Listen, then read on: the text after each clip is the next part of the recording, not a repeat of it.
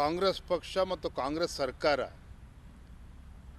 ತನ್ನ ವೈಫಲ್ಯಗಳನ್ನು ಮುಚ್ಚಾಕೊಳ್ಳೋಕ್ಕೋಸ್ಕರ ರಾಜ್ಯದಲ್ಲಿ ಸರ್ಕಾರ ಒಂದಿಷ್ಟು ತಿಂಗಳುಗಳಾಗಿದೆ, ಯಾವುದೇ ಒಂದು ಅಭಿವೃದ್ಧಿಯನ್ನು ಮಾಡದೇ ಇರತಕ್ಕಂಥ ರಾಜ್ಯದ ಕಾಂಗ್ರೆಸ್ ಸರ್ಕಾರ ಯಾವ ಭರವಸೆಗಳನ್ನು ಕೊಟ್ಟು ಬಂದಿದ್ರು, ಭರವಸೆಗಳನ್ನು ಈಡೇರಿಸೋದ್ರಲ್ಲಿ ವಿಫಲ ಆಗಿರ್ತಕ್ಕಂಥ ರಾಜ್ಯದ ಕಾಂಗ್ರೆಸ್ ಸರ್ಕಾರ ತನ್ನ ಲೋಪದೋಷಗಳನ್ನು ಮುಚ್ಚಾಕೊಳ್ಳುವ ಸಲುವಾಗಿ ಕೇಂದ್ರದ ಮೇಲೆ, ನರೇಂದ್ರ ಮೋದಿಜಿಯವರ ಮೇಲೆ, ಹಣಕಾಸಿನ ಸಚಿವರ ಮೇಲೆ ಆರೋಪವನ್ನು ಮಾಡ್ತಕ್ಕಂಥದ್ದು ಆ ಸ್ಥಾನಕ್ಕೂ ಕೂಡ ಗೌರವ ತರೋದಿಲ್ಲ ಮತ್ತು ರಾಜ್ಯದ ಒಂದು ಮರ್ಯಾದೆಯನ್ನು ತೆಗಿತಕ್ಕಂಥ ಕೆಲಸ ಕಾಂಗ್ರೆಸ್ ಪಕ್ಷ ನೇತೃತ್ವದಲ್ಲಿ ಮೊನ್ನೆ ದೆಹಲಿಯಲ್ಲಿ ಆಗಿರ್ತಕ್ಕಂಥದ್ದು. ಒಂದು ತಾವು ಅರ್ಥ ಮಾಡ್ಕೋಬೇಕು, ರಾಜ್ಯದಲ್ಲಿರ್ತಕ್ಕಂಥ ಕಾಂಗ್ರೆಸ್ ಪಕ್ಷ ಇರ್ಬೋದು, ಕಾಂಗ್ರೆಸ್ ಪಕ್ಷದ ಮುಖಂಡರಿರ್ಬೋದು, ಮುಖ್ಯಮಂತ್ರಿಗಳಿರ್ಬೋದು, ಹತಾಶರಾಗಿದ್ದಾರೆ. ಇವತ್ತು ಕರ್ನಾಟಕ ರಾಜ್ಯದಲ್ಲಿರ್ತಕ್ಕಂಥ ಮತದಾರರು ಕಾಂಗ್ರೆಸ್ ಪಕ್ಷನ ಕೈ ಬಿಡ್ತಾ ಇದ್ದಾರೆ, ಕಾಂಗ್ರೆಸ್ ಪಕ್ಷದಿಂದ ದೂರ ಆಗ್ತಾ ಇದ್ದಾರೆ ಅನ್ನೋ ಭಾವನೆ ಅವ್ರಿಗೆ ಬಂದಿದೆ. ಆ ಭಾವನೆ ಬಂದಿದೆ ಅಂತ ಹೇಳಿದ್ರೆ ಅದಕ್ಕೆ ಕಾರಣಗಳು ಸಾಕಷ್ಟಿದೆ. ಜನರು ಇವತ್ತು ಶಾಪ ಆಗ್ತಿದ್ದಾರೆ. ರಾಜ್ಯದ ಜನ ಯಾವುದೇ ಒಂದು ಅಭಿವೃದ್ಧಿ ಇಲ್ಲದೇ, ಅಭಿವೃದ್ಧಿ ಕುಂಠಿತ ಆಗಿರ್ತಕ್ಕಂಥ, ಅಭಿವೃದ್ಧಿ ಶೂನ್ಯ ಆಗಿರ್ತಕ್ಕಂಥ ಈ ರಾಜ್ಯ ಸರ್ಕಾರ ಇದ್ರೆಷ್ಟು ಬಿಟ್ಟರೆಷ್ಟು ಅಂತೇಳಿ ರಾಜ್ಯ ಜನ ಇವತ್ತು ಮಾತನಾಡ್ತಾ ಇದ್ದಾರೆ. ಹಾಗಾಗಿ ಅವರ ವೈಫಲ್ಯಗಳನ್ನು ಮುಚ್ಚಾಕೊಳ್ಳೋ ಸಲುವಾಗಿ ದೆಹಲಿಗೆ ಬಂದು ಈ ರೀತಿ ನಾಟಕ ಮಾಡ್ತಕ್ಕಂಥ ಕೆಲಸ ಮಾಡಿದ್ದಾರೆ ಮಾನ್ಯ ಮುಖ್ಯಮಂತ್ರಿಗಳು ಮತ್ತು ಕಾಂಗ್ರೆಸ್ ಪಕ್ಷ. ಇದೆಲ್ಲದಕ್ಕೂ ಕೂಡ ಮುಂದಿನ ಲೋಕಸಭಾ ಚುನಾವಣೆಯಲ್ಲಿ ಯಾವ ಭ್ರಮೆಯಲ್ಲಿದ್ದಾರೆ ಇವತ್ತು ಕಾಂಗ್ರೆಸ್ ಪಕ್ಷ, ಅವರಿಗೆ ಒಂದು ತಕ್ಕ ಉತ್ತರವನ್ನು ಮುಂದಿನ ಚುನಾವಣೆಯಲ್ಲಿ ಉತ್ತರವನ್ನು ಸಿಗ್ತದೆ.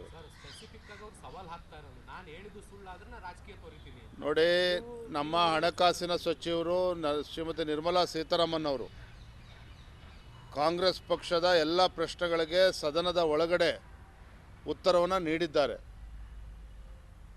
ಯಾವ ರೀತಿ ನರೇಂದ್ರ ಮೋದಿಜಿಯವರು ದೇಶದ ಪ್ರಧಾನಮಂತ್ರಿ ಆದಮೇಲೆ ಕಳೆದ 9 ವರ್ಷದಲ್ಲಿ 2,85,000 ಕೋಟಿ ರಾಜ್ಯಕ್ಕೆ ಅನುದಾನವನ್ನು ನೀಡಿದ್ದಾರೆ. ಯಾವುದೇ ರೀತಿ ರಾಜ್ಯಕ್ಕೆ ಅನ್ಯಾಯ ಆಗಿಲ್ಲ ಹಣಕಾಸಿನ ವಿಚಾರದಲ್ಲಿ. ಮತ್ತೇನು ವಿಶೇಷ ಅನುದಾನ ಬಂದ್ ಮಾಡಿದ್ದಾರೆ ಅಂತ ಹೇಳ್ತಾ ಇದ್ದಾರೆ. ಕೇವಲ ಕರ್ನಾಟಕ ರಾಜ್ಯಕ್ಕಷ್ಟೇ ಅಲ್ಲ, ದೇಶದ ಎಲ್ಲ ರಾಜ್ಯಗಳಿಗೂ ಕೂಡ GST ಬಂದ ನಂತರ ಏನು ವಿಶೇಷ ಅನುದಾನವನ್ನು ಕೊಡ್ತಾ ಇದ್ರು, ಎಲ್ಲ ರಾಜ್ಯಗಳಿಗೂ ಕೂಡ ಸ್ಥಗಿತ ಆಗಿದೆ. ಕೇವಲ ಕರ್ನಾಟಕ ರಾಜ್ಯಕ್ಕೆ ಮಾತ್ರ ಅಲ್ಲ, ಆ ವಿಶೇಷ ಅನುದಾನ ಇದ್ದಂಥದ್ದು ಕೇವಲ 5 ವರ್ಷಗಳಿಗೆ ಸೀಮಿತವಾಗಿ. ಸೊ ಅದು ಇವತ್ತು ಸ್ಟಾಪ್ ಆಗಿರ್ತಕ್ಕಂಥದ್ದು. ಆದರೆ ಇವರು ಅರ್ಧ ಸತ್ಯವನ್ನು ಹೇಳ್ತಾ ಇದ್ದಾರೆ. ಮಾನ್ಯ ಮುಖ್ಯಮಂತ್ರಿಗಳು ಅರ್ಧ ಸತ್ಯವನ್ನು ಇವರು ಹೇಳಿಕೊಂಡು ಇವತ್ತು ಕಳೆದ ವಿಧಾನಸಭಾ ಚುನಾವಣೆಯಲ್ಲಿ ಯಾವ ರೀತಿ ಒಂದು ಸುಳ್ಳನ್ನು 100 ಬಾರಿ ಹೇಳಿ ವಿಧಾನಸಭಾ ಚುನಾವಣೆಯಲ್ಲಿ ಗೆದ್ದು ಬಂದಿದ್ದಾರೋ, ಮುಂದಿನ ಲೋಕಸಭಾ ಚುನಾವಣೆಯಲ್ಲಿ ಈ ರೀತಿ ಅಸತ್ಯವನ್ನು ನುಡಿಯೋದ್ರ ಮುಖೇನ ರಾಜ್ಯದ ಗೌರವವನ್ನು ಕೂಡ ಹಾಳು ಮಾಡ್ತಾ ಇದ್ದಾರೆ. ಮತ್ತು ರಾಜ್ಯ ಮತ್ತು ಕೇಂದ್ರ ಸರ್ಕಾರ ಯಾವ ಸಂಬಂಧಗಳು ಇಟ್ಕೊಂಡು ಮುಂದೆ ಕೆಲಸಗಳು ಆಗಬೇಕು ಅದಕ್ಕೂ ಕೂಡ ಒಂದು ರೀತಿ ಕಲ್ಲಾಕೊಳ್ತಕ್ಕಂಥ ಕೆಲಸ ಮಾಡ್ತಿದ್ರೆ. ಇದ್ರ ಮಧ್ಯೆ ರಾಜ್ಯದ ಜನರಿಗೆ ಅನ್ಯಾಯ ಆಗ್ತಕ್ಕಂಥದ್ದು. ಹಾಗಾಗಿ ನಾನು ತಮ್ಮ ಮೂಲಕ ರಾಜ್ಯದ ಗೌರವಾನ್ವಿತ ಮುಖ್ಯಮಂತ್ರಿಗಳಿಗೆ ನಾನು ಒಂದು ಮಾತನ್ನು ಹೇಳೋದಕ್ಕೆ ಇಚ್ಛಪಡ್ತೇನೆ.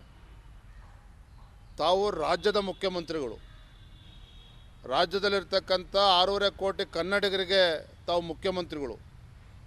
ಹಾಗಾಗಿ ಅದನ್ನು ನೆನಪಿಡ್ಕೊಂಡು ರಾಜ್ಯದ ಹಿತದೃಷ್ಟಿಯಿಂದ ತಾವು ಕೆಲಸ ಮಾಡಬೇಕು.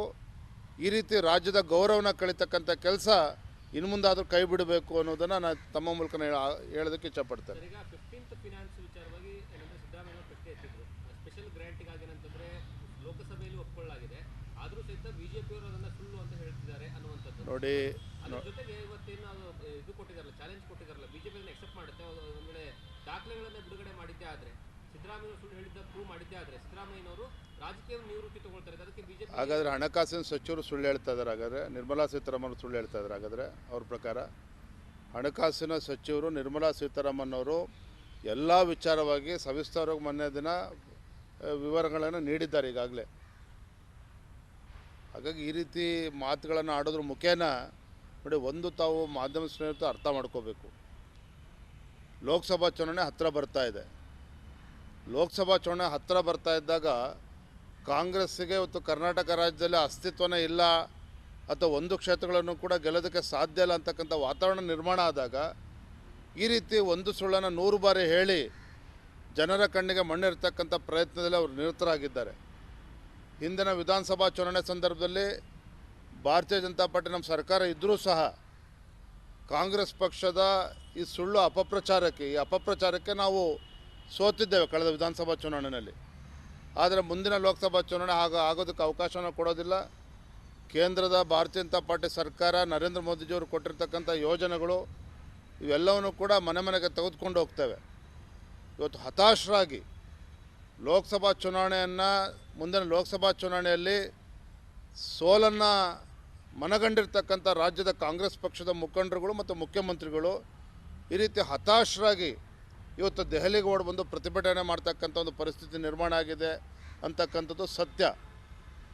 ಹಾಗಾಗಿ ಮಾನ್ಯ ಮುಖ್ಯಮಂತ್ರಿಗಳು ಇರ್ಬೋದು, ಕಾಂಗ್ರೆಸ್ ಪಕ್ಷದ ಮುಖಂಡರು ಯಾರು ಏನೇ ಹೇಳಿಕೆಯನ್ನು ಕೊಟ್ಟರೂ ಸಹ ಕೇಂದ್ರದ ಭಾರತೀಯ ಜನತಾ ಪಾರ್ಟಿ ಸರ್ಕಾರದಿಂದ ಮಾನ್ಯ ಹಣಕಾಸಿನ ಸಚಿವರಿಂದ ನಾವು ಕರ್ನಾಟಕ ರಾಜ್ಯಕ್ಕೆ ಯಾವುದೇ ರೀತಿ ಅನ್ಯಾಯ ಆಗಿಲ್ಲ.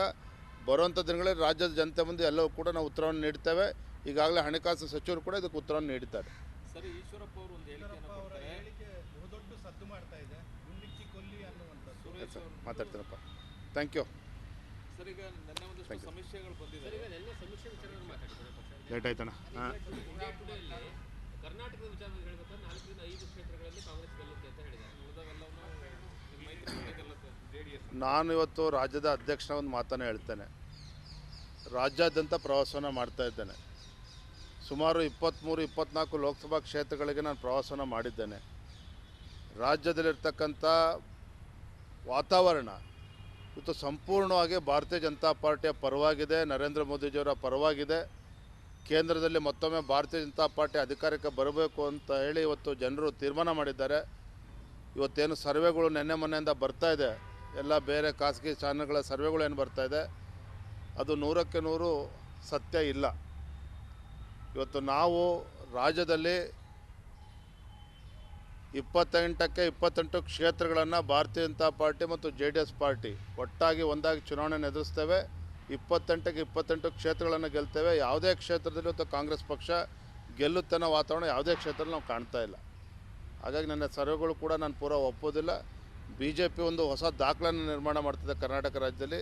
ಇವತ್ತು ಎಲ್ಲ 28 ಕ್ಷೇತ್ರಗಳಲ್ಲೂ ಕೂಡ BJP JDS ಪಕ್ಷ ಗೆಲ್ತದೆ.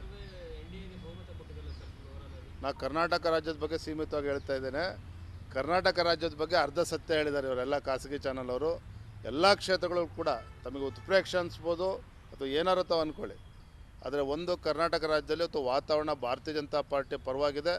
ಆ ವಾತಾವರಣನೇ ಇವತ್ತು ಮಾನ್ಯ ಮುಖ್ಯಮಂತ್ರಿಗಳನ್ನು DK ಶಿವಕುಮಾರ್ ಉಪಮುಖ್ಯಮಂತ್ರಿಗಳನ್ನ ದೆಹಲಿಗೆ ತಂದಿರತಕ್ಕಂಥದ್ದು. ಇವತ್ತು ಗಾಬರಿಯಾಗಿ ಇವತ್ತು ಕಾಂಗ್ರೆಸ್ ಪಕ್ಷದ ಶಾಸಕರುಗಳು, ಮಂತ್ರಿಗಳು, ಮುಖ್ಯಮಂತ್ರಿ, ಉಪಮುಖ್ಯಮಂತ್ರಿಗಳು ದೆಹಲಿಗೆ ಬಂದಿರತಕ್ಕಂಥ ಕಾರಣವೇ ಇವತ್ತು ರಾಜ್ಯದಲ್ಲಿರ್ತಕ್ಕಂಥ ವಾತಾವರಣದಿಂದ ಇವತ್ತು ಕಂಗೆಟ್ಟಿದ್ದಾರೆ. ನಿದ್ರೆ ಬರ್ತಾ ಇಲ್ಲ ಅವ್ರಿಗೆ. ಇವತ್ತು ಆತಂಕದಲ್ಲಿದ್ದಾರೆ ಇವತ್ತು. ಧನ್ಯವಾದ, ಥ್ಯಾಂಕ್ ಯು. ಹೇಳಿದಣ್ಣ, ನೀನು ಲೇಟ್ ಎಂಟ್ರಿ ಹೊಡೆದ ಹೇಳಿದೆಲ್ಲ.